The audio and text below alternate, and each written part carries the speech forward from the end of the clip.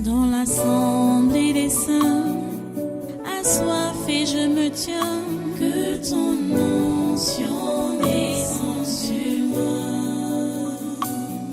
Conscient que mon destin est dans le creux de ta main, que ton onction descende sur moi. Je suis disposé, assoiffé, que ton onction descende sur moi. Je suis disposé, assoiffé, que ton onction descende sur moi.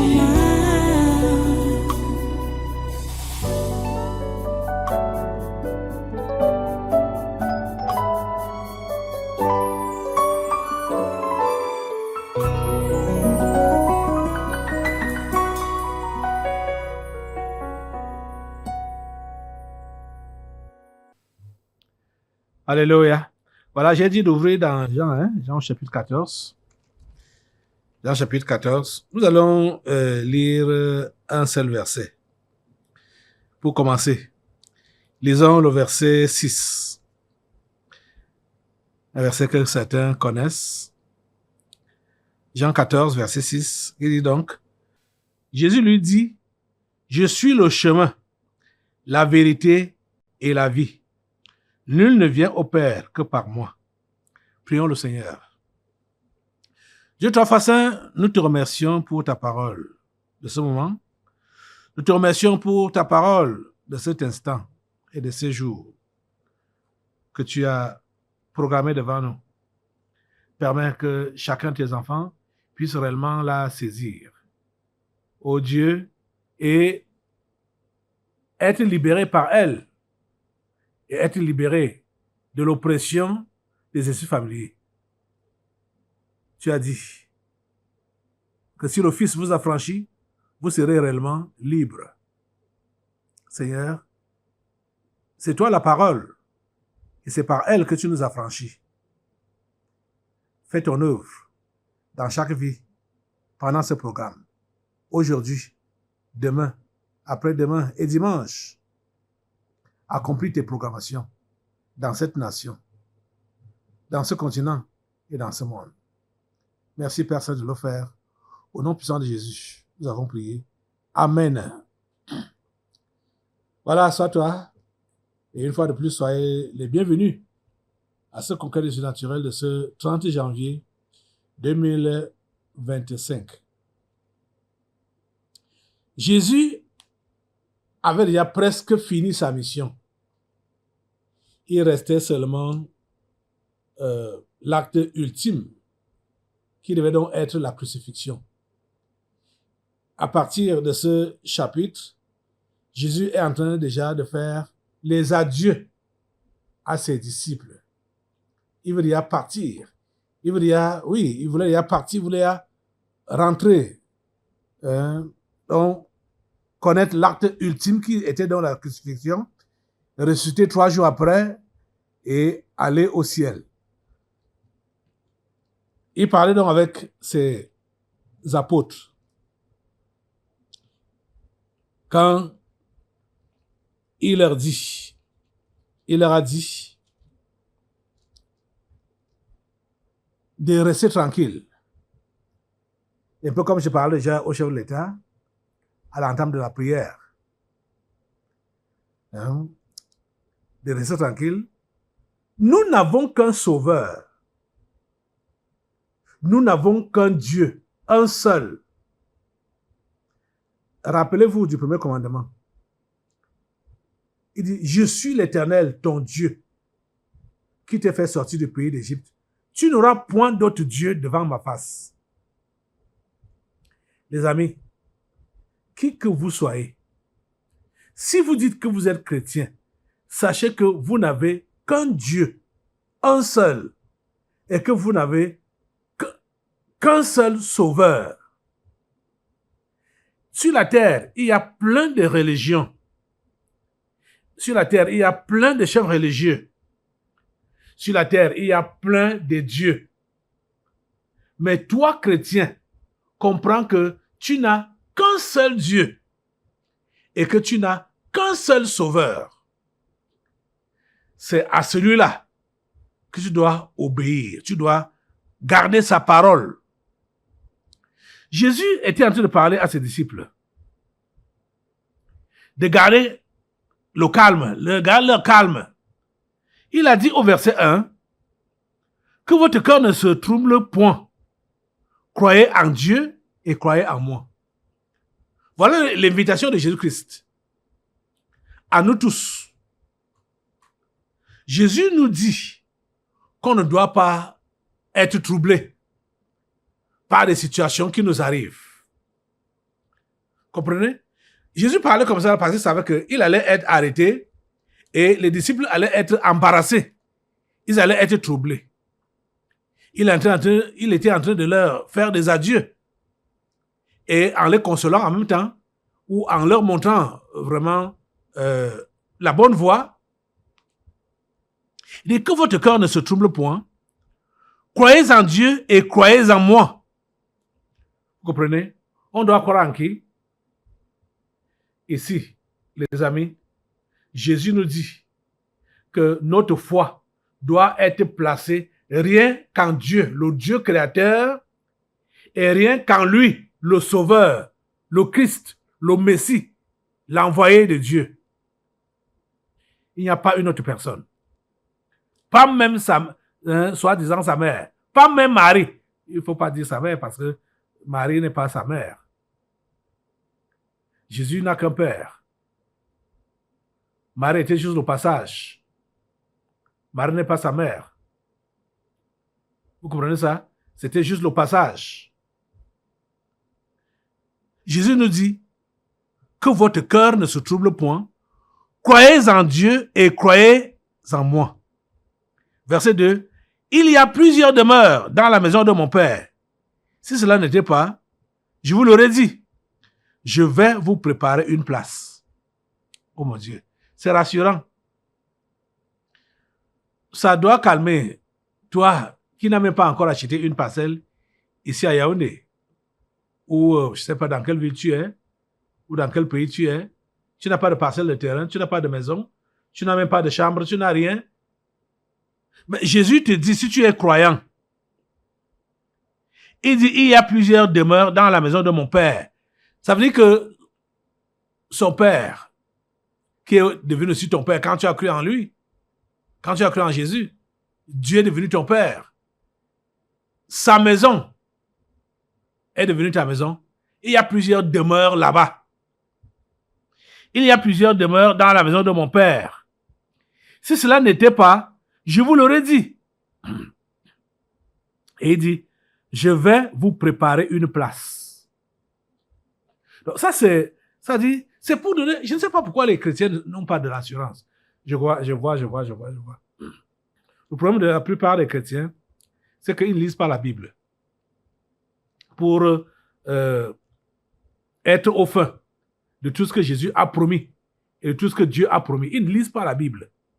Ou quand même ils vont lire juste comme des histoires comme ça, à l'air, comme s'ils n'étaient pas concernés. C'est pour vous que ceci a été écrit. C'est pour vous que cela a été dit. Il dit, je vais vous préparer une place. Au verset 3, il dit, et lorsque je m'en serai allé et que je vous aurai préparé une place, je reviendrai et je vous prendrai avec moi, afin que là où je suis, vous y soyez aussi. Et Seigneur, donne à tes enfants qui m'écoutent maintenant d'avoir vraiment cette confiance, de savoir que tu es allé au ciel pour préparer une place pour chacun d'entre eux. Au lieu de s'embarrasser des choses de cette vie, qu'ils attendent ton retour, sachant que tu es allé préparer une place pour chacun. Oh Seigneur, s'il te plaît, change leur cœur. Beaucoup de cœurs sont vers le matériel. Beaucoup de cœurs sont vers de l'argent. Beaucoup de cœurs sont vers l'avenir sur cette terre. Beaucoup de cœurs sont dirigés vers les choses de cette vie. ils n'attendent pas le retour du Seigneur, qui viendra les prendre pour aller les faire loger dans l'endroit qu'il allait préparer pour eux. Est-ce que tu sais que Jésus allait te préparer une place? Qu'est-ce que tu dois faire pendant que tu l'attends?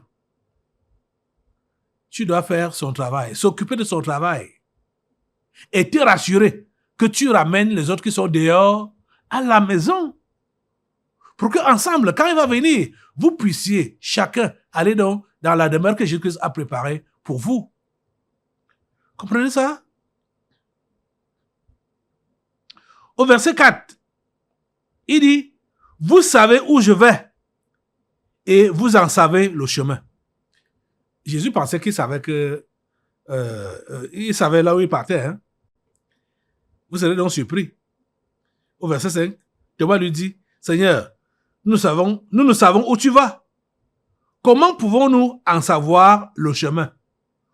D'où donc la réponse que nous avons lue là tout à l'heure.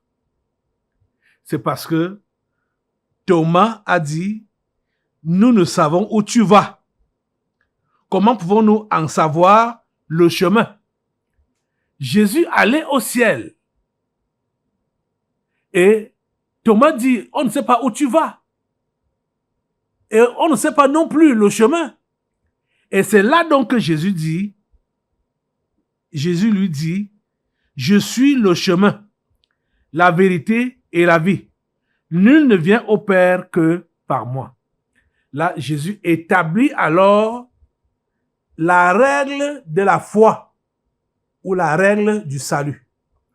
Pour nous faire comprendre que le salut n'a qu'une seule règle ou encore un seul chemin, une seule voie.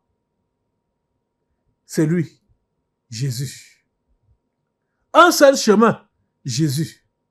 Une seule voie, Jésus. Une seule croyance, Jésus. C'est lui seul. Toi qui es religieux et qui m'écoutes maintenant là, tu peux te rendre compte que tu n'as pas foi en ce Jésus. Parce que quand tu es en difficulté, tu es souvent balancé. Tu ne sais pas où mettre la tête. Hein? On va te proposer à gauche, tu vas à gauche.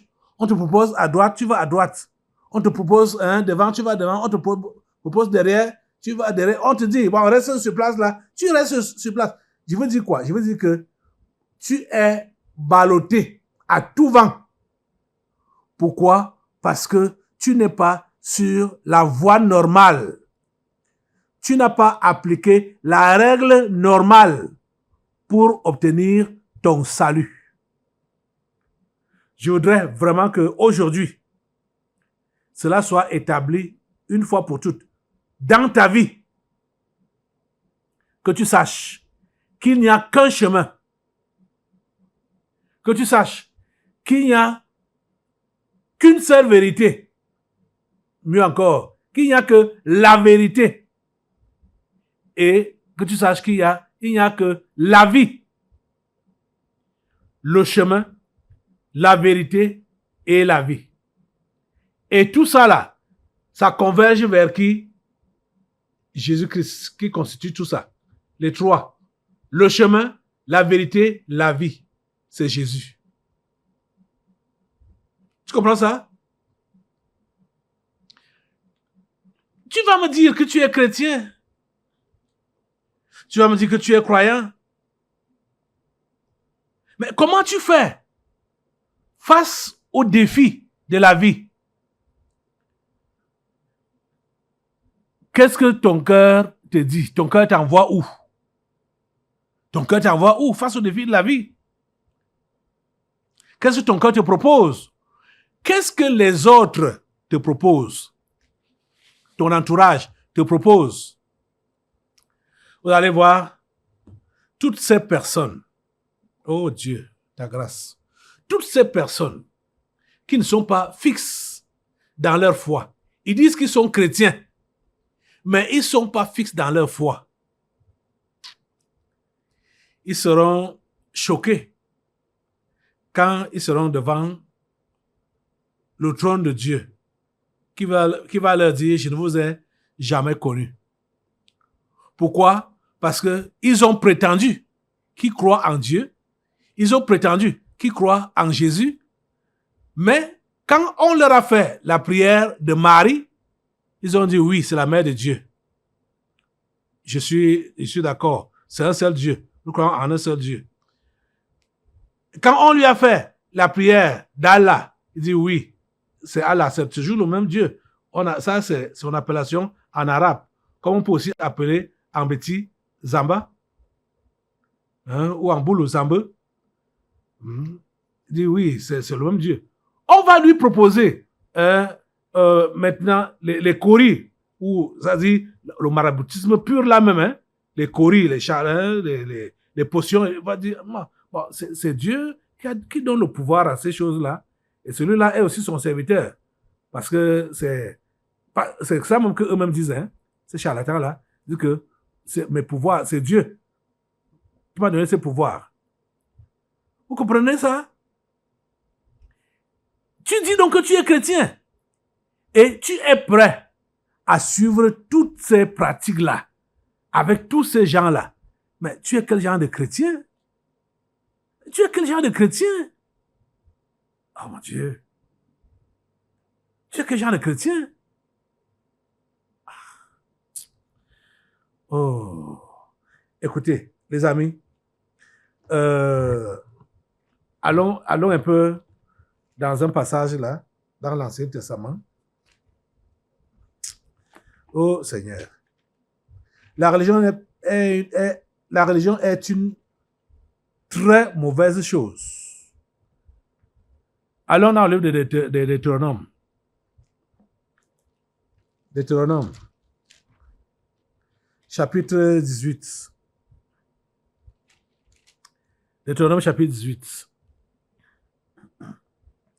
À partir du verset 9 jusqu'au verset 14. Deutéronome 18, verset 9 à 14. Voici ce que Dieu dit. Lorsque tu seras entré dans le pays que l'Éternel ton Dieu te donne, tu n'apprendras point à imiter les abominations de ces nations-là.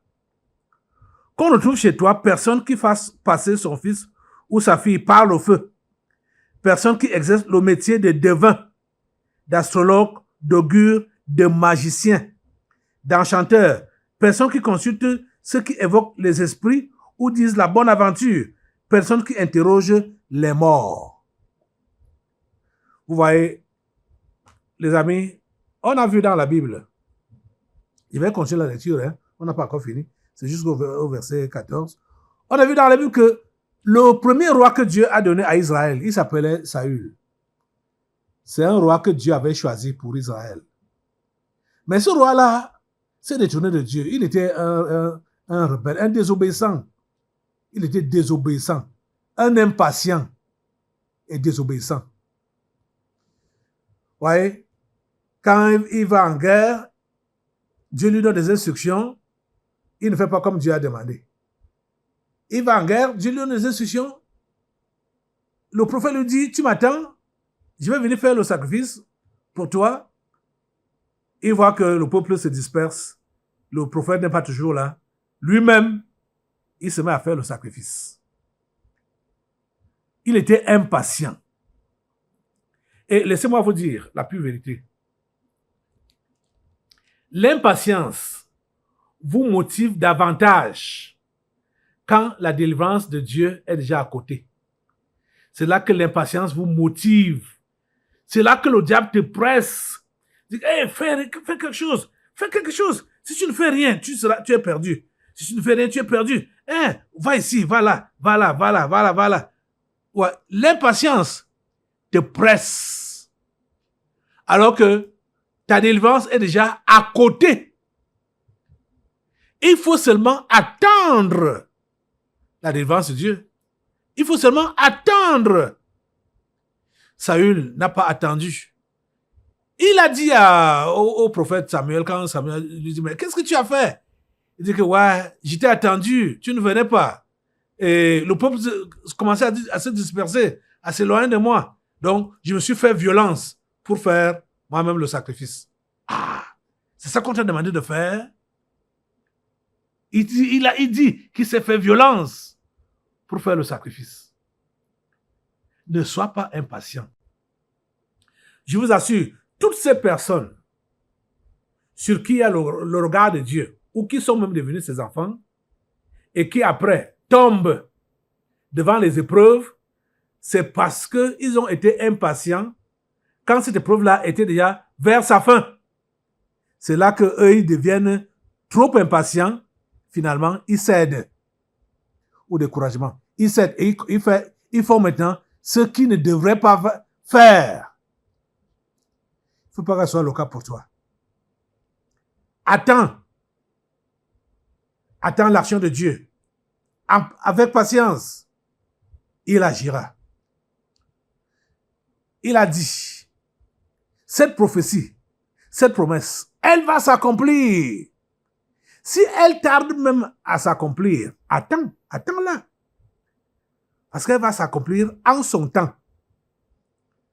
Vous comprenez ça? Je vais continuer la lecture de Deutéronome 18 là. Verset 12 maintenant. Car quiconque fait ces choses est en abomination à l'Éternel, et c'est à cause de ces abominations que l'Éternel, ton Dieu, va chasser ces nations devant toi. Tu seras entièrement à l'Éternel, ton Dieu, car ces nations que tu chasseras écoutent les astrologues et les devins.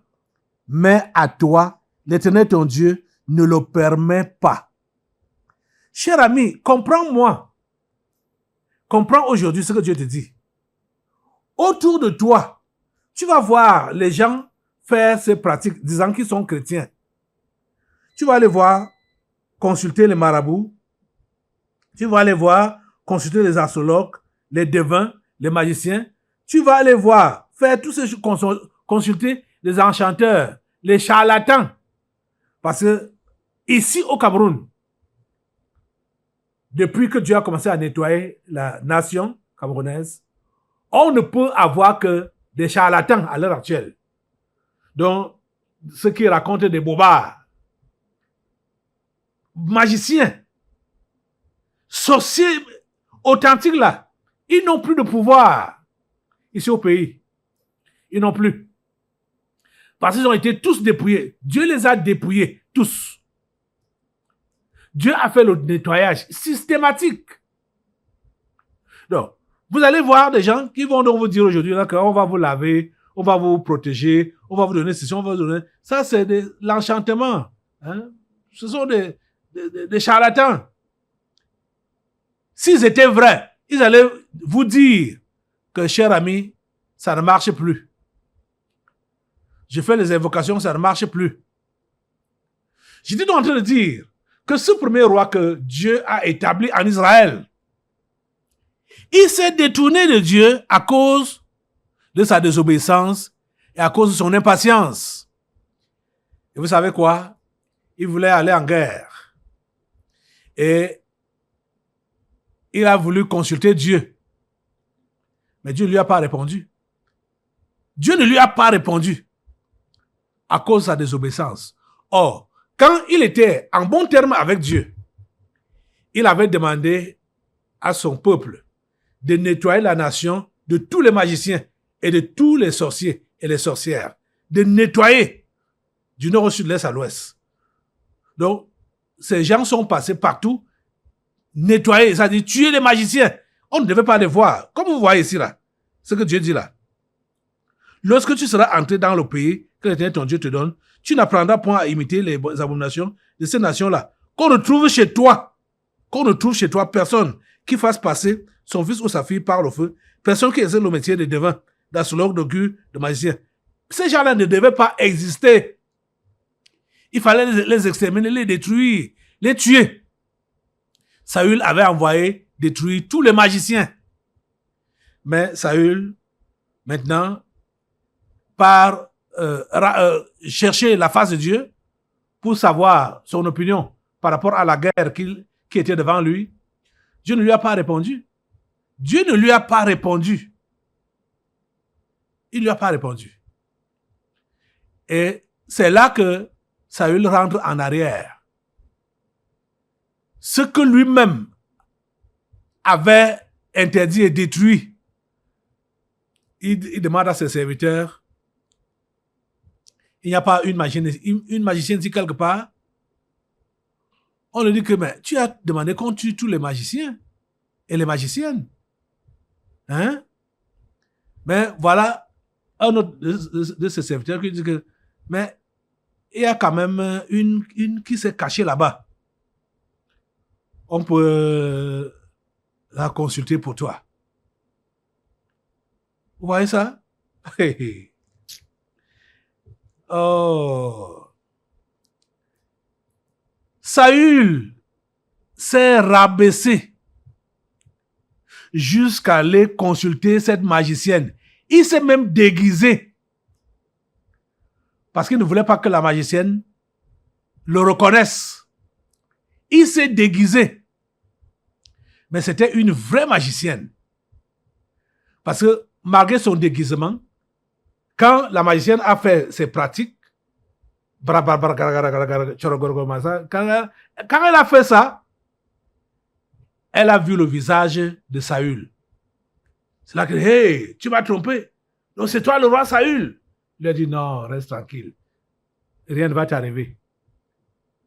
Saül était tombé. Saül, Dieu ne lui a pas répondu. Saül part chercher la réponse chez le diable. Les amis, ça c'est ce que vous ne devez jamais faire dans votre vie. Vous êtes chrétien. Vous avez des défis autour de vous.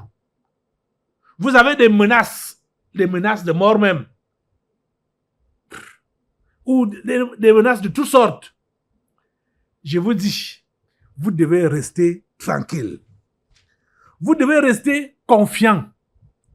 Vous ne devez pas abandonner Dieu pour vous tourner vers les magiciens, vers les idoles, vers des religions orientales ou vers n'importe quoi, vers les pratiques, vers les sectes. Vous ne devez pas faire ça. Vous ne devez pas faire ça. Vous comprenez? Vous ne devez pas sombrer dans la désobéissance. Vous dites que, ok, mouiller c'est mouiller. Comme j'ai désobéi et il m'a tourné le dos, ok, je me plonge davantage dedans. Tu ne fais pas ça. Tu ne fais pas ça. Toi, enfant de Dieu, quand tu tombes même, Dieu te dit relève-toi. Relève-toi. Et je vais te laver. Relève-toi. Ne t'empile pas. Ne sauve pas davantage. Il y a de l'espoir pour toi. Tu comprends ça? Relève-toi. Oh les amis, comprenez l'appel de Dieu. Comprenez l'appel de Dieu. Il n'y a qu'un seul Dieu. Et il n'y a qu'un seul chemin pour aller vers lui. Il n'y a qu'un seul sauveur. La seule personne que vous devez invoquer ou appeler quand vous êtes en difficulté, c'est Jésus-Christ de Nazareth. Appelez son nom. Les histoires que vous avez souvent, vous êtes habitués à vous exclamer avec en prononçant des saletés ou des conneries. Ce n'est pas ça que vous devez faire. Vous devez vous habituer à appeler le nom de Jésus, pas en vain. Hein. Quand vous êtes réellement en difficulté, appelez le nom de Jésus. Le nom de Jésus. Le nom de Jésus. Ce nom-là sauve. C'est le seul nom qui nous a été donné. Et c'est par ce nom-là seul qu'on peut être sauvé.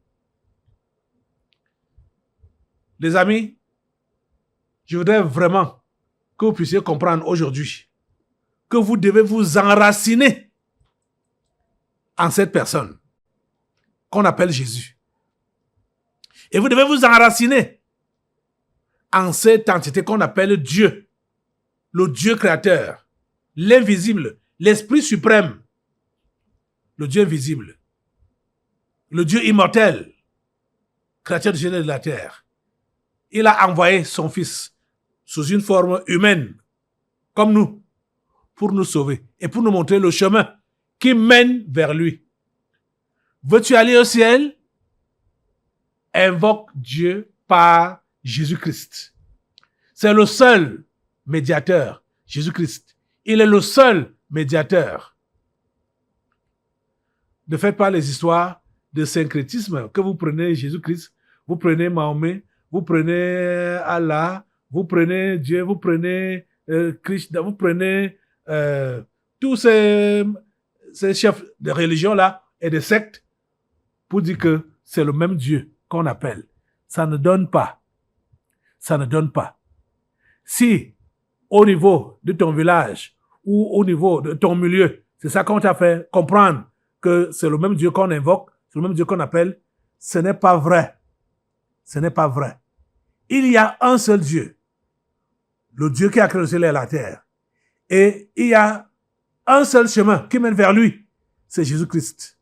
Un seul nom qu'il faut invoquer quand tu es en difficulté, c'est Jésus-Christ. Il n'y a personne d'autre. J'ai dit, il n'y a personne d'autre. Qu'on ne te trompe pas. Tu comprends ça?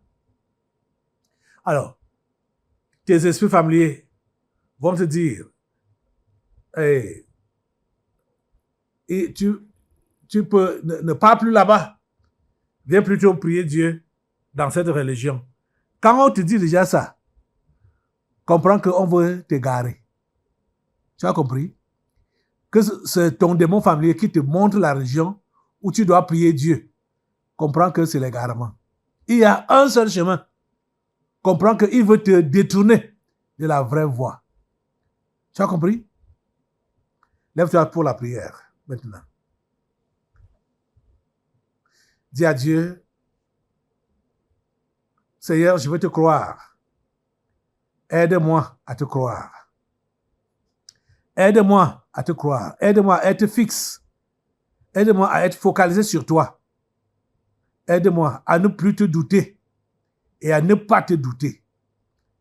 Aide-moi à demeurer ferme dans ma foi. Aide-moi à croire, à te croire et à croire en ton Fils, Jésus-Christ. C'est au nom de ton Fils Jésus-Christ que j'ai prié. Amen. Amen. Assois-toi. Nous allons maintenant passer aux délivrances prophétiques. Dans l'assemblée des saints, assoiffé je me tiens, que ton onction descende sur moi. Conscient que mon destin est dans le creux de ta main, que ton onction descende sur moi. Je suis